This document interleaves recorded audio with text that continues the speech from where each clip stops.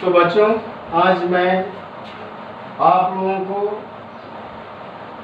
इस वीडियो में वॉइस लेकर आया हूँ। आप लोग अच्छी तरह से इसे समझिएगा और बहुत जल्दबाजी में कॉपी और कलम लेकर इसे नोट कर लीजिएगा और अधिक से अधिक इसे सब्सक्राइब करने की कोशिश कीजिएगा। बहुत शॉर्ट में, यानी आप 10 मिनट में सारे टेंस का वॉइस बनाना सीख जाएंगे। बस मेरी बात पर ध्यान दीजिए और कॉपी और कलम लेकर बिल्कुल रेडी रहिएगा। 10 मिनट में 12 टेंस का वॉइस आप क्लियर कर सकते हैं। तो देखिए बच्चों, मैं आपके लिए एक ट्रिक लेकर आया हूँ वॉइस का, और इस पर मैंने नोट कर दिया है। आप इसको अच्छी तरह से याद कर लीजिएगा। देखिए, अगर एक्टिव में एक्सोर्डिव वर्ब यानी हेल्पिंग वर्ब डू डज आता है तो उसका पैसिव फॉर्म में सहायक क्रिया इज एम आर हो जाएगी। अगर इज एम आर एक्टिव में सहायक क्रिया आती है तो is am are plus been लगा देंगे। अगर हैज हैव आता है तो हैज या हैव बीन लगा देंगे। हैज या हैव बीन आएगा तो कुछ नहीं होगा, उसका पैसिव फॉर्म नहीं हम बनाएंगे। अगर डीड आता है तो सहायक क्रिया वाज वेयर लगा देंगे। अगर एक्टिव में वाज वेयर आता है तो पैसिव में वाज वेयर बीन लगा देंगे। और हैड आता है तो हैड बीन लगा देंगे। अगर हैड बीन आता है सहायक क्रिया के रूप में तो जब उसका पैसिव फॉर्म बनाएंगे तो हम कुछ नहीं, यानी उसका पैसिव फॉर्म होगा ही नहीं। अगर सहायक क्रिया के रूप में एक्टिव में शैल और विल आता है तो पैसिव में शैल भी और विल भी हो जाएगा। प्लस आप जानते हैं V3 बाई और सब्जेक्ट का ऑब्जेक्टिव केस हर चीज में लिखा जाएगा। शैल भी और विल भी होता है तो इसका पैसिव फॉर्म नहीं बनाया जाएगा। अगर विल हैव या शैल हैव आता है तो विल या विल हैव बीन हो जाएगा और शैल हैव बीन हो जाएगा। अगर विल शैल हैव बीन आता है, विल हैव बीन आता है या शैल हैव बीन आता है तो उसका पैसिव फॉर्म नहीं बनाया जाएगा। आप ये याद कर लीजिएगा। और ये सब्जेक्ट का ऑब्जेक्ट, यानी जब पर्सनल प्रोनाउन को हम ऑब्जेक्ट के रूप में प्रयोग करते हैं, यानी जब उसका ऑब्जेक्टिव केस बनाते हैं, यानी नोमेटिव केस को जब ऑब्जेक्टिव केस में हम बदलते हैं तो ये बहुत जरूरी है वॉइस के लिए। या इसके बिना तो आप कुछ नहीं बना सकते हैं, आपको टेंस भी नहीं बनाने आएगा। मैं इससे पहले आपको टेंस पढ़ा चुका हूँ। तो आई का जब होगा तो और क्या हो जाएगा, आई अगर सब्जेक्ट के रूप में होगा तो ऑब्जेक्ट में हो जाएगा। वी होगा तो अस हो जाएगा। ई होगा तो ये होगा। ही रहेगा तो हिम हो जाएगा। सी होगा तो हर हो जाएगा। इट का इटे हो जाएगा और देम का देम हो जाएगा। आप लोग क्लियर इसको लिख लीजिए, आपके लिए वॉइस कुछ नहीं है। 10 मिनट में 12 टेंस का वॉइस आप बना सकते हैं। अब आइए मैं इसी चार्ट पर आप लोगों को 2-4 एग्जाम्पल देता हूँ। देखिए, जब पैसिव फॉर्म बनाएंगे, प्रेजेंट इंडिफिनिट टेंस का जब पैसिव फॉर्म बनाएंगे तो हम क्या लिखेंगे, पैसिव फॉर्म बनाएंगे तो क्या लिखेंगे सबसे, यानी एक्टिव। एक्टिव माने कर्ता प्रधान पद यानी कर्तृवाची, और पैसिव मीन्स होता है कर्मवाची, यानी कर्ता प्रधान पद को हमें कर्म प्रधान बना देना है और कुछ नहीं करना है। तो जब हम पैसिव फॉर्म बनाएंगे तो ऑब्जेक्ट को पहले लिखेंगे, यानी एक्टिव से ऑब्जेक्ट को निकालेंगे तो पहले लिखेंगे। इसके बाद क्या लिखेंगे, is am are plus V3 plus by plus subject का ऑब्जेक्टिव केस। तो एक्टिव में जैसे प्रेजेंट इंडिफिनिट टेंस में I love you, I love you, जब इसका हम पैसिव फॉर्म बनाएंगे तो देखिए हम ऑब्जेक्ट को पहले लिखेंगे। तो यू है तो देखिए यहाँ यू का ऑब्जेक्ट यू होता है तो हम क्या लिख दिए, यू।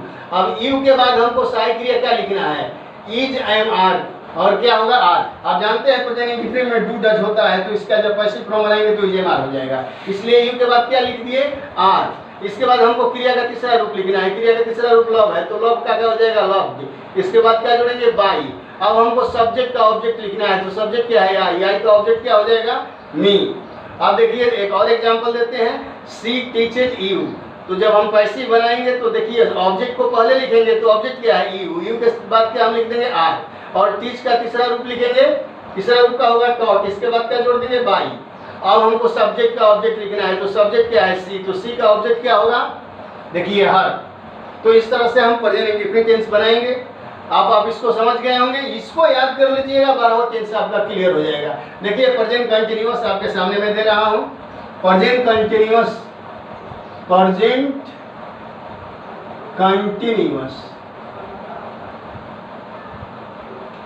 अब इसका हम जब पैसिव फॉर्म बनाएंगे तो सबसे पहले क्या लिखेंगे, पैसिव में क्या लिखेंगे, ऑब्जेक्ट प्लस, अगर इज एम आर सहायक क्रिया में आता है तो हम क्या लिखेंगे, इज एम आर प्लस क्या लिखेंगे, बीइंग। इसके बाद क्या जोड़ देंगे V3, इसके बाद क्या जोड़ेंगे बाई, इसके बाद क्या जोड़ेंगे सब्जेक्ट का ऑब्जेक्ट, सब्जेक्ट का ऑब्जेक्ट लिख देंगे। आप इसको समझ गए होंगे, जगह कम है इसलिए मैं ऐसे लिख रहा हूं। अब देखिए, अब एक्टिव में हम लिखेंगे I am eating a mango, I am eating a mango, I am eating a mango। तो अगर इज एम आर आता है, इज एम आर आता है तो इज एम आर बिंग लगा देंगे। तो साइकिल में क्या आया है इज एम आर, एम आया है। तो जब इसका पैसिव फॉर्म बनाएंगे हम तो देखिए क्या लिखेंगे, सबसे पहले ऑब्जेक्ट, ऑब्जेक्ट क्या है ए मैंगो, तो मैंने पैसिव के लिए सबसे पहले क्या लिख दिया ए मैंगो। अब हम मैंगो लिख दिए, अब हमको क्या लिखना है, नाम है तो क्या होगा इज, इज मैंने लिख दिया। अब क्या लिखना है बिंग जोड़ना है, बिंग मैंने जोड़ दिया। अब हमको क्रिया का तीसरा रूप लिखना है, क्रिया क्या है ईट, ईट का तीसरा रूप क्या होगा ईटेन। अब हमको क्या लिखना है बाई, और सब्जेक्ट क्या है आई, तो आई का ऑब्जेक्ट क्या होगा मी। इस तरह से हम पैसिव फॉर्म बना देंगे। अब मैं आशा करता हूं कि आप ये सभी लोग आप लिख लिए होंगे, इसलिए मैं इसे मिटा देता हूं। और अब देखिए, अब एक और एग्जांपल आप लोगों को मैं दे रहा हूं। जैसे दे आर हेल्पिंग हर, ये कंटिन्यूअस टेंस का है। They are helping her, they are helping her. तो मैंने अभी आपको चार्ट में दिखाया है कि अगर इज एम आर साई क्रिया होता है तो हम उसमें बिंग लगा देंगे। तो सब्जेक्ट क्या है, अब हमको ऑब्जेक्ट लिखना है। क्या लिखना है ऑब्जेक्ट। यहाँ आप देखिए, यहाँ देखिए क्या लिखना है ऑब्जेक्ट। तो ऑब्जेक्ट क्या है हर, हर का जब सब्जेक्ट बनाएंगे तो क्या होगा सी, सी और सी के साथ क्या लिख देंगे इज। ये पैसिव फॉर्म मैं बना रहा हूँ, इसको हम पैसिव में बदल रहा हूँ। तो क्या हो जाएगा सी का क्या, हर का क्या हो जाएगा सी, और सी के साथ क्या होगा इज। इसके बाद क्या जोड़ देंगे बिंग। अब हमको क्रिया लिखना है, क्रिया क्या है हेल्प, तो हेल्प का क्या लिखेंगे हेल्पेड। अब हमको सब्जेक्ट का ऑब्जेक्ट लिखना है, तो सब्जेक्ट क्या है देम, तो देम का देम, दे का ऑब्जेक्ट क्या होगा देम। तो she is being helped by them, यानी उन लोगों के द्वारा उसकी मदद की जाती है। तो अभी आप समझ गए होंगे इस बात को। तो अभी बना लेंगे परफेक्ट में, जब हम घुसेंगे कहाँ present perfect, present perfect. Time बहुत कम है, इसका जब हम पैसिव फॉर्म बनाएंगे तो सबसे पहले क्या लिखेंगे ऑब्जेक्ट प्लस हैज या हैव। चार्ट में देखिए अगर हैज आता है तो हम उसमें क्या जोड़ देंगे बिंग। इसके बाद क्या जोड़ेंगे भी बाई, सब्जेक्ट का ऑब्जेक्ट, सब्जेक्ट का ऑब्जेक्ट। जैसे एक्टिव में हम लिख रहे हैं आई have eaten a mango, I have eaten a mango. जब इसका हम पैसिव फॉर्म बनाएंगे तो पहले हम क्या लिखेंगे ऑब्जेक्ट, ऑब्जेक्ट क्या है ए मैंगो, ए मैंगो लिख देंगे। मैंगो के साथ हैज होगा, इसके बाद हम क्या जोड़ देंगे बीन, मैंने बीन जोड़ दिया। अब V3 लिखना है, V3 क्या है ईट, ईट का तीसरा रूप का होगा ईटेन। इसके बाद क्या जोड़ देंगे बाई, और सब्जेक्ट है आई। तो आई क्या हो जाएगा object me, object has been. अब है एक्टिव में I have eaten a mango.